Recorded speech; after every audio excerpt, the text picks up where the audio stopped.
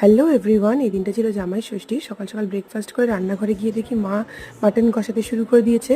আর আমি রেডি হয়ে গিয়ে দেখি এত এলাহি আয়োজন, তাও তার জামাইয়ের জন্য।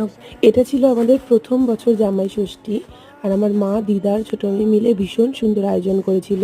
জানো তো, লাস্ট কিছুদিন খুব কাফ অ্যান্ড কোল্ডের প্রবলেম চলছে আমার, সো তোমরা আমার গলার ভয়েসটা একটু বেয়ার করো।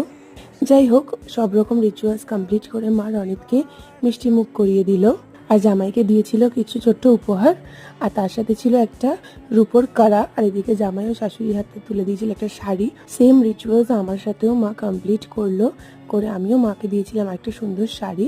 আর আমাদের দুজনের তরফ থেকে ছিল মার জন্য এক জোড়া সোনার চুড়ি। একইভাবে দিদাও করে নিয়েছিল আশীর্বাদ। আর তারপর হয়েছিল আমাদের খাওয়া দাওয়ার পালা।